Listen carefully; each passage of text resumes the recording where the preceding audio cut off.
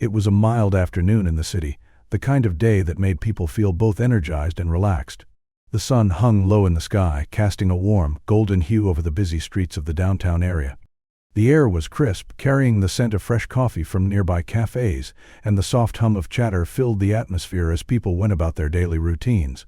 The streets were crowded with people, some rushing to their destinations, while others leisurely strolled, taking in the sights and sounds of the urban landscape.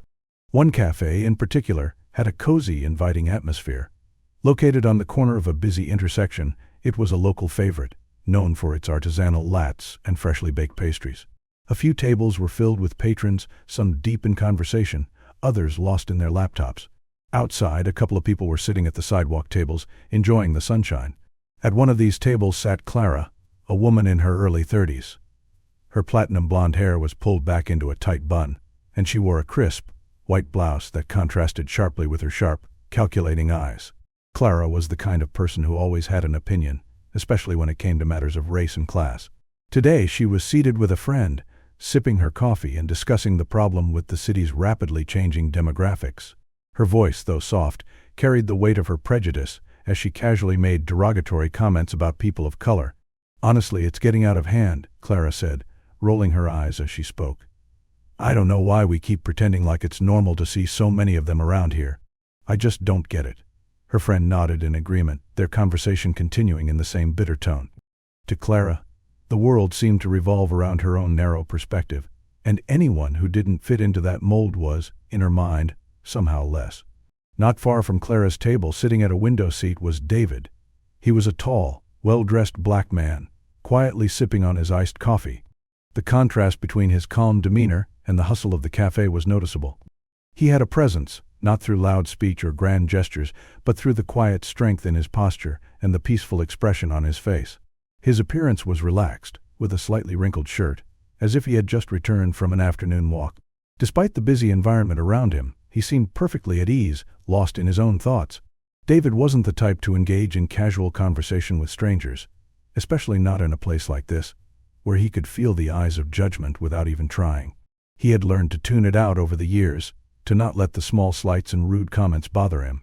As he looked out the window, he had no idea that his and Clara's lives would soon become irrevocably intertwined.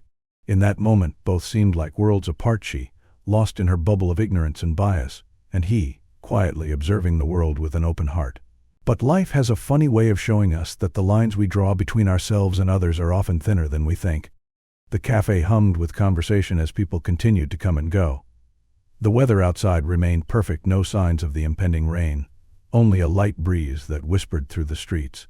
Clara, still sitting at the table with her friend, glanced around and noticed a group of people walking by the large glass windows.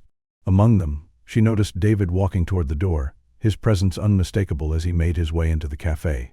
David's calm stride seemed almost out of place amidst the rush of activity. He held the door open for a few people exiting, letting them pass before he entered.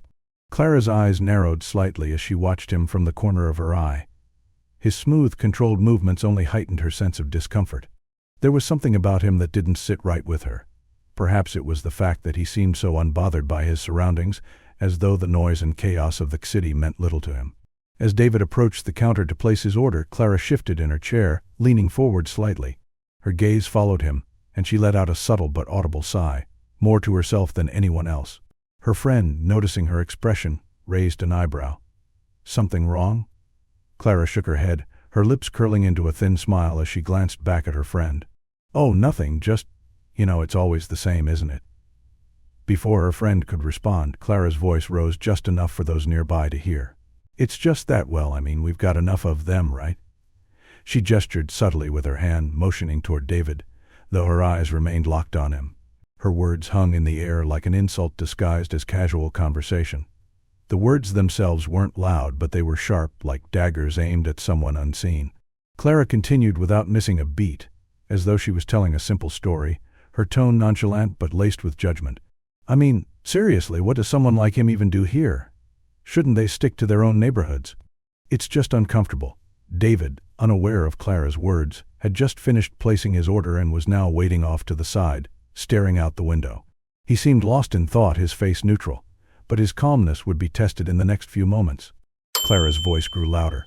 No offense, but if they really wanted to be part of this society, they should learn to stay in their place. Look at him. Probably thinks he's entitled to the same privileges just because he's here. She chuckled darkly. Her friend, unsure whether to continue the conversation or not, remained silent, but the discomfort was palpable. The cafe, unaware of the tension building in the corner, carried on with its hum of conversation. David had heard enough. His hand tightened around the cup of coffee he was about to pick up, but he did not let his emotions take over. He could feel the weight of her words, but he had learned long ago that reacting with anger was rarely the answer. He had learned to stay calm in the face of prejudice, to let people like Clara reveal themselves through their own ignorance. Instead of reacting immediately, he glanced briefly toward Clara's table. His eyes met hers for a moment.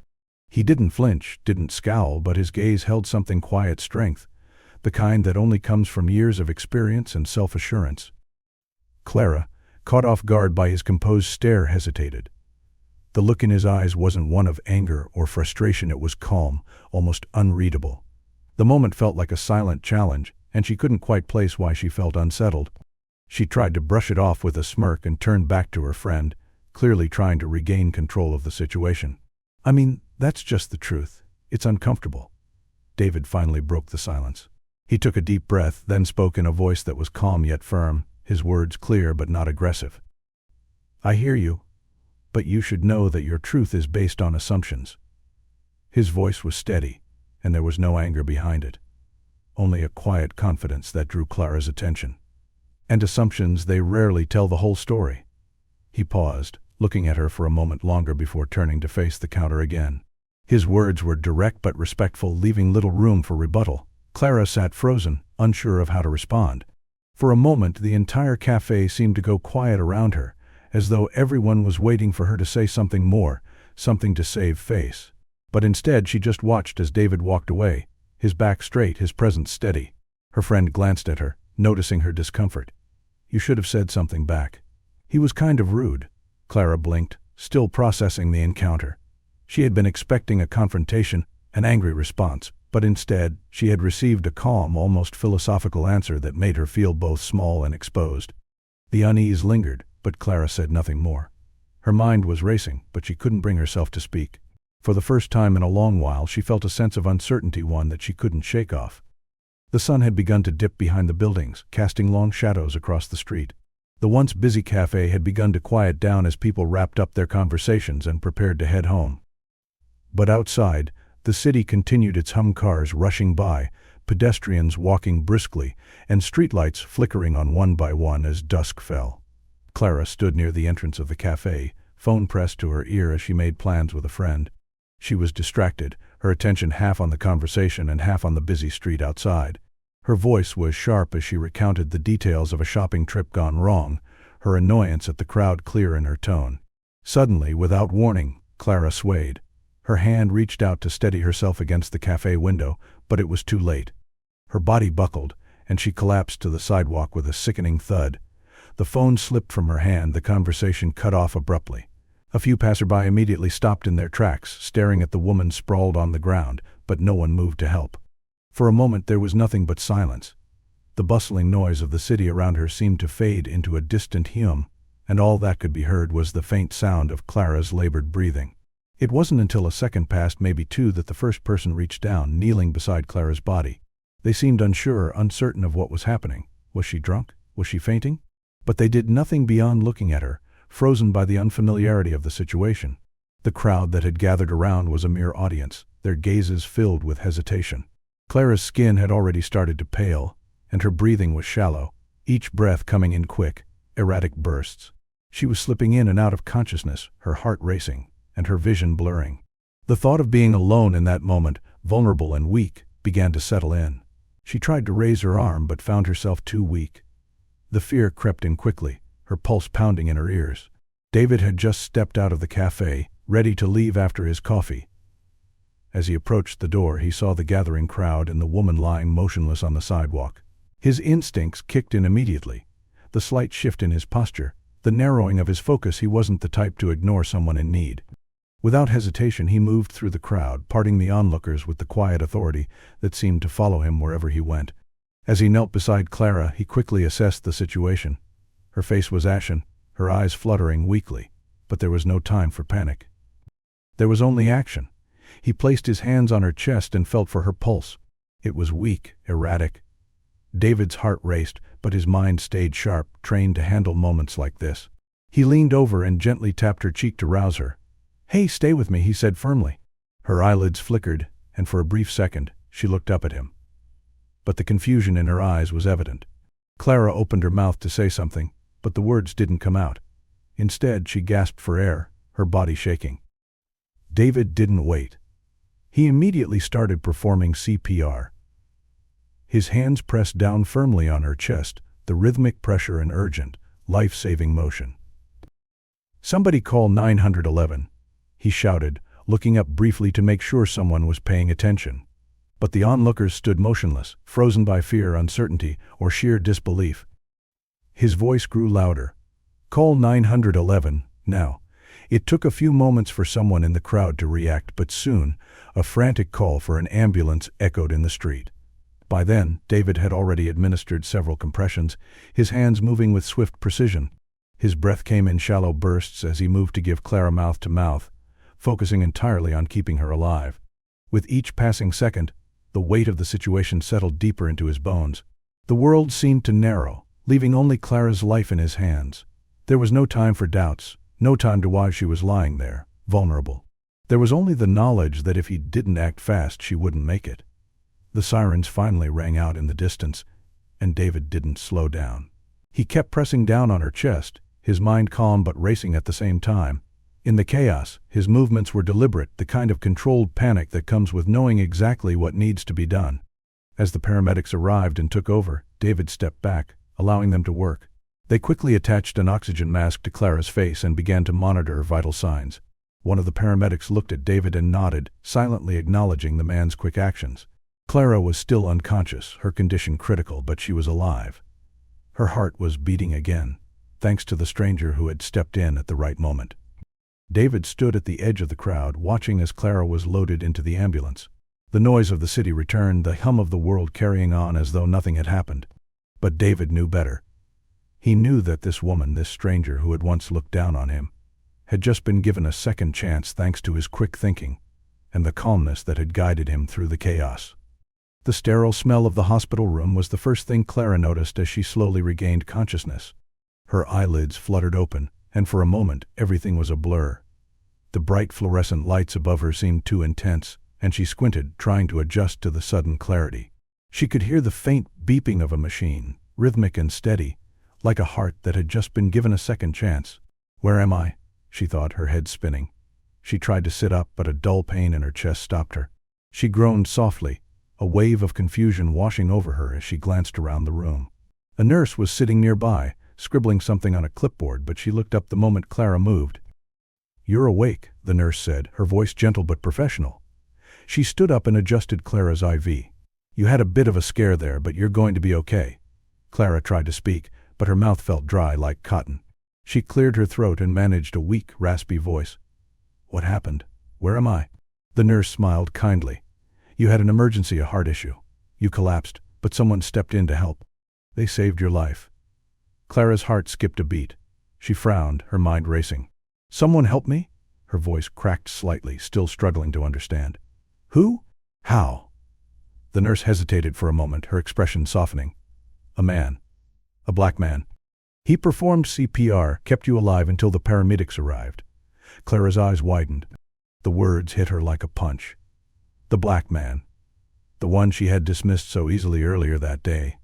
The one she had looked down on.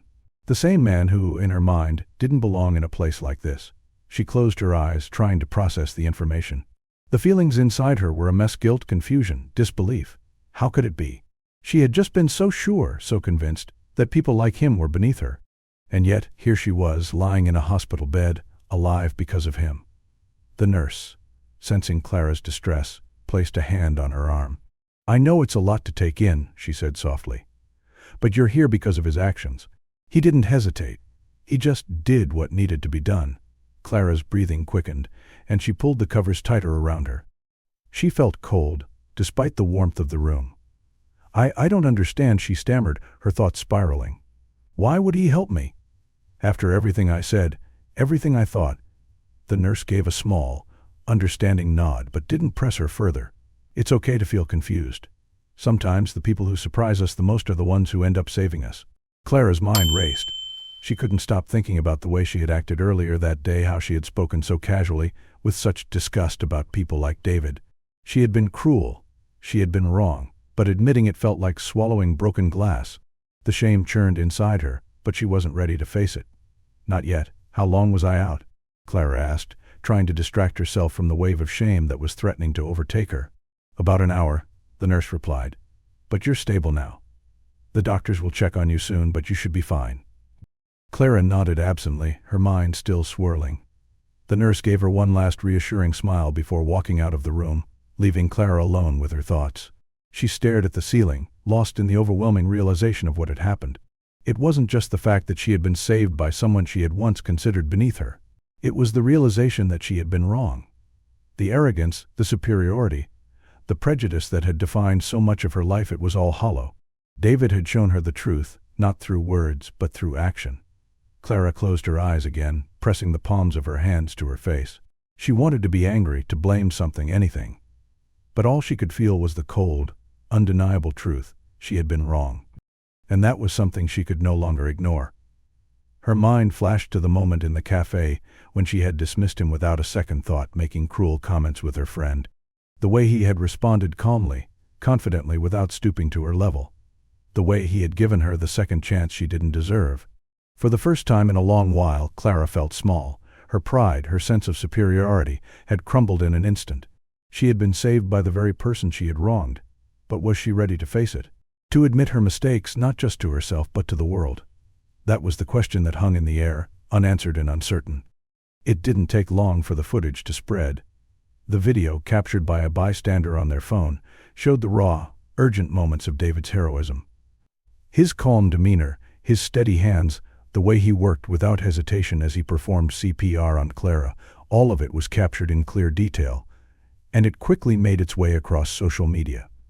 By the time Clara had been released from the hospital a few days later, the video had gone viral. News outlets picked it up and it was shared on Twitter, Instagram, and Facebook. The headlines flooded her screen: "Hero saves woman's life in heart-stopping moment" and "Black man's courageous actions save woman's life after collapse." People praised David for his bravery and quick thinking. Comments flooded in, with strangers from all over the world calling him a hero. "What an amazing man," one comment read. "True humanity in action." Another praised his calmness in such a stressful moment. "This guy deserves all the recognition." His actions were selfless. Even celebrities and influencers took to their platforms, celebrating David's quick response and emphasizing that heroes come in all shapes, sizes, and colors. As Clara sat at her kitchen table, scrolling through the flood of posts, her stomach twisted in knots. She had watched the video once, but it was too much to take in. Seeing David's focused, calm expression as he worked to save her, seeing how he never once faltered, despite the chaos, made her feel small. Every comment praising him only magnified the uncomfortable truth she had been avoiding. She had been wrong.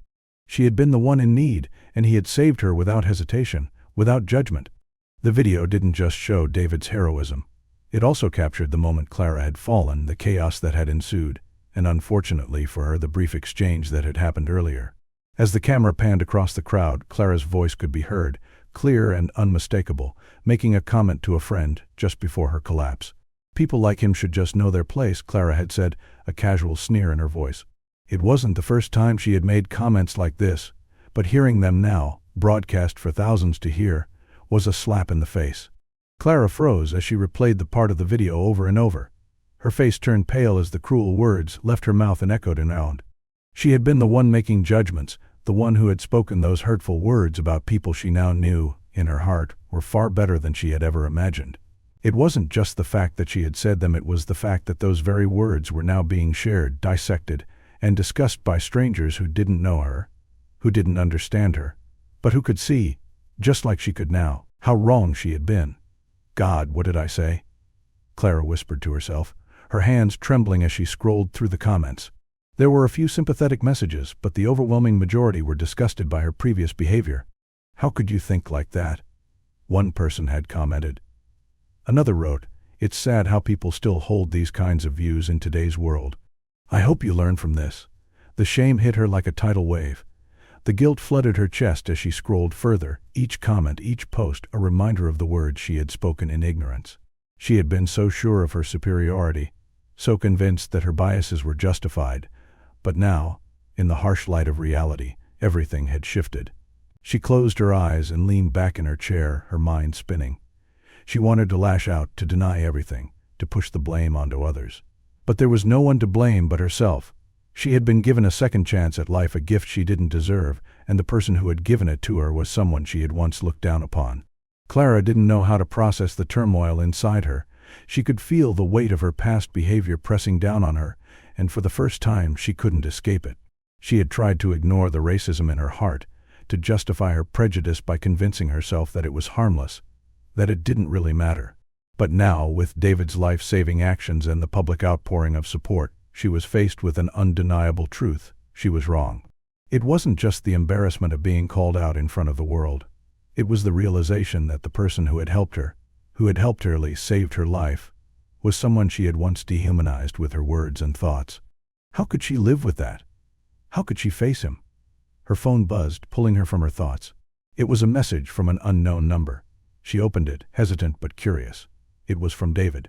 "I'm glad you're okay. I know this must be difficult, but I hope you can see this as an opportunity for change. Take care of yourself." His words were simple, but they stung. He hadn't demanded anything from her, hadn't asked for an apology or acknowledgement. He had just cared, and that made her feel even worse. Clara sat still for a long time, her phone in her lap. The video, the comments, the messages, everything swirled around her. She knew she couldn't undo what she had done.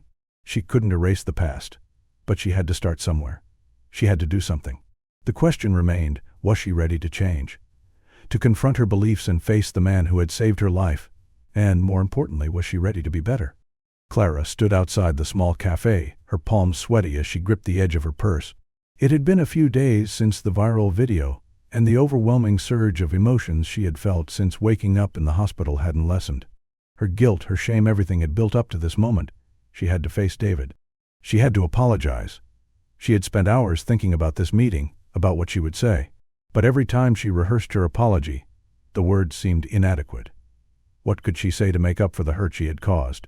For the prejudice she had so carelessly displayed? Clara took a deep breath and stepped inside. The cafe was quiet at this hour, with just a few patrons scattered around the room. In the corner by the window, she spotted him. David sat alone at a table, his calm demeanor seemingly unchanged from the day she had met him. Clara's heart raced. She wasn't sure what to expect, but she knew this moment would define the rest of her journey. She walked toward him slowly, every step feeling heavier than the last. David looked up when she approached, and for a brief moment there was an unreadable expression in his eyes. He stood up to greet her, but there was no smile. His eyes were kind but guarded. "Clara," he said simply, his voice calm but measured. She took a seat across from him, her throat tight. She couldn't speak at first. It was as if all the words she had planned had been swallowed by the weight of the moment. "David," she finally managed to say, her voice cracking slightly. She cleared her throat. I don't know where to begin. I owe you an apology. I owe you so much more than that, but I don't even know how to say it." David remained silent, watching her intently, his expression neutral but not unkind. He waited for her to continue. "I've been going over everything in my head," Clara said, her hands shaking slightly as she clasped them together. "I was wrong. I was so wrong. I said things that I can't even begin to explain why I said them. I've always had these beliefs, these thoughts about people like you, and I didn't even realize how deeply rooted they were. But after what happened, after you saved my life, I can't ignore it anymore. I can't ignore how wrong I was." David's eyes softened, but he didn't interrupt. He let her speak, letting her struggle with the words as they came. "I don't know if you can forgive me," Clara continued, her voice barely above a whisper. "I don't even know if I deserve forgiveness, but I want to at least try. I want to change. I know I can't undo what I said, but I need to do better. I need to be better. I don't want to be that person anymore." The silence between them felt heavy, as if the weight of her words was still settling. David looked down at his hands for a moment, then met her gaze again. "You don't owe me forgiveness, Clara," he said quietly. "You don't need to carry that burden. But I'm glad you're here. I'm glad you're willing to face what you've done. That's a start." Clara's breath caught in her throat. She had expected anger, maybe even resentment. But instead, David spoke with a calmness that disarmed her. His words weren't full of reproach or judgment, but they carried a quiet strength, a reminder that this moment, this apology, was a step, not an end. David leaned forward slightly, his voice steady as he continued. The thing is, racism, prejudice, they don't go away just because we wish them away. It's not about one apology or one action. It's about understanding, learning, and recognizing the humanity in every person, regardless of their skin color, their background, their story. You saved my life when you chose to acknowledge your mistakes, but the real work comes after. It comes when you start seeing people for who they truly are, and not for the stereotypes or assumptions we've been taught. Clara listened intently, her heart racing as he spoke. She felt the weight of his words, the truth behind them sinking into her soul. This wasn't about her feeling better about herself. It was about a deep, personal change that would take time, effort, and a willingness to confront uncomfortable truths. I've spent my whole life believing in things I didn't understand, Clara said, her voice barely audible. I've been blind, so blind to the reality of the world. I was raised to think that people like you weren't worthy of the same respect. But everything has changed. Everything. David's eyes met hers, and for the first time since they'd sat down, there was a hint of warmth in his expression. It's a process, Clara, he said softly. It's not something that happens overnight. But the fact that you're here, asking the right questions, seeking to change it matters. It matters more than you know. There was a long pause as Clara absorbed his words. She had never expected forgiveness to come so freely, so graciously. It made her feel even more ashamed for the way she had acted in the past, but it also gave her a small glimmer of hope. She wasn't beyond redemption. It wasn't too late to change. I'll do whatever it takes to make things right, Clara said, her voice filled with determination. I know I can't fix the past, but I'll spend the rest of my life making sure I don't make the same mistakes again. I'll work to unlearn the hatred I've carried with me, and I'll stand up for what's right. For you, for everyone. David smiled gently, but his eyes remained serious. That's all anyone can do. We're all learning, Clara. Every single one of us. You've taken the first step, and that's the most important one. Just remember, respect is earned, not through grand gestures, but through consistent actions, through seeing people for who they truly are. Clara nodded, feeling a sense of relief mixed with a deep responsibility. The road ahead wouldn't be easy, but for the first time she felt ready to walk it. She wasn't just apologizing to David. She was apologizing to herself, to the world, and to everyone she had ever hurt with her prejudice. As she stood up to leave, Clara felt a weight lift from her chest. It was the beginning of something new, something better. She didn't know what the future held, but she was determined to make it a future where understanding, empathy, and respect were at the forefront. And maybe, just maybe, that was enough to start making things right. Weeks passed since Clara's heartfelt apology to David, and with each day she felt a deeper sense of responsibility to change, not just for herself, but for the world around her. The shame of her past behavior still lingered, but it no longer defined her. Instead, it became the fuel that pushed her forward toward something greater than herself. She started small. It wasn't easy. Breaking old habits, unlearning years of prejudice, and acknowledging the pain she had caused were challenging. But Clara was determined. She began attending local community events that focused on racial equality, hoping to learn more about the struggles faced by people of color. At these events, she truly listened to the stories shared by others. Their experiences, their pain, and their triumphs were an eye-opener for her. For the first time in her life, she could see the world from a perspective she had never considered. Clara also reached out to local organizations that worked to combat racism, offering her time and resources. She didn't just want to sit on the sidelines anymore, she wanted to be part of the solution. Through her volunteer work, Clara had the chance to speak to others, sharing her own story and the transformation she was going through. She wanted people to understand that change was possible, that it wasn't too late to confront one's prejudices and work toward healing. One evening, Clara gave a speech at a community event.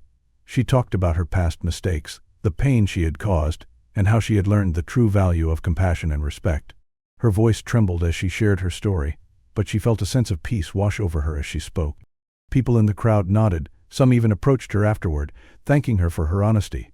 Clara realized that by sharing her experience she was helping others see that redemption was possible. It was an empowering moment, one that confirmed her belief that the work she was doing was worth it. Meanwhile, David continued with his life, as calm and composed as ever. He didn't seek out recognition, and he didn't need to. For him, it wasn't about being praised for his actions, it was about knowing that he had made a difference in someone's life.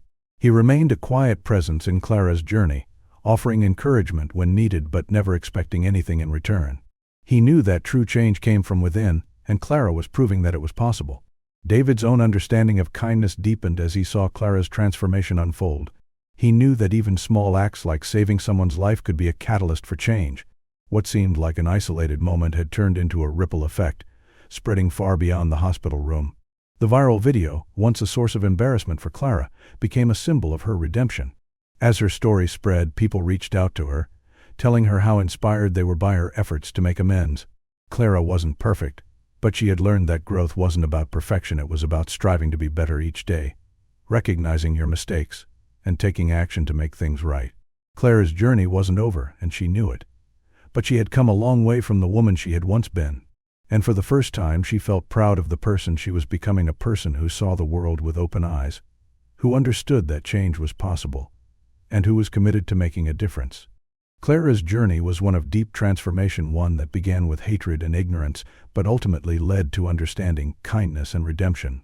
Her story serves as a reminder that no one is beyond change. It's easy to believe that who we are today is all we'll ever be, but the truth is, we all have the power to evolve. We all have the potential to grow beyond our prejudices and misconceptions, to become better versions of ourselves. David's act of heroism didn't just save a life, it sparked a chain reaction of self-reflection and change. Clara, once blind to the impact of her words and actions, came to realize that true growth happens not when we avoid our mistakes, but when we face them head-on and choose to learn from them. Redemption isn't a destination, it's a continuous process of striving to do better, to be better, and to treat every individual with the dignity and respect they deserve. Kindness, as David demonstrated, can be life-changing. A single moment of compassion, a simple act of caring for another, has the power to alter someone's perspective forever. But the real work comes after. That's when the healing begins, not just for those we hurt, but for ourselves as well. Change requires courage, humility, and the willingness to confront uncomfortable truths. Clara's redemption story is a testament to the fact that we can always choose a better path. It's a reminder that every person, regardless of their background, their mistakes, or their history, has the capacity to change. What matters most is the willingness to try, to acknowledge our wrongs, and to commit to making the world a more compassionate place. As we move through life, let us remember that kindness has the power to heal. It has the power to change hearts, minds, and ultimately the world. And like Clara, we all have the opportunity to choose a future shaped by empathy, understanding, and the desire to do better.